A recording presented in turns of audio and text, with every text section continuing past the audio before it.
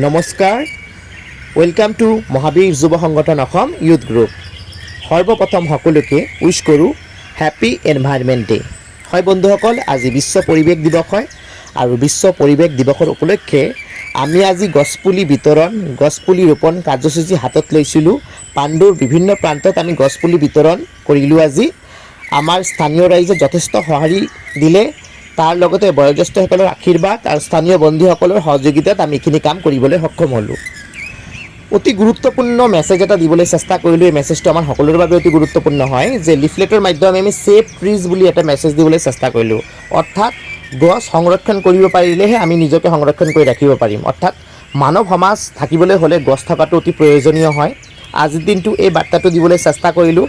আশা ৰাখিছোঁ আপোনালোকৰ আমাৰ কামখিনি যদি ভাল লাগে এই ভিডিঅ'টোতে লাইক কৰিব, ভিডিঅ'টো শ্বেয়াৰ কৰিব আৰু এই ফেচবুক পেজটোও ফ'ল' কৰি দিব। আগন্তুক দিনতো সামাজিক বিভিন্ন কাম কাজত আমি আগভাগ ল'বলৈ চেষ্টা কৰিম। কেৱল মাত্ৰ আপোনালোকৰ আশীৰ্বাদৰ প্ৰয়োজন আছে, ঈশ্বৰৰ কৃপাৰ প্ৰয়োজন আছে।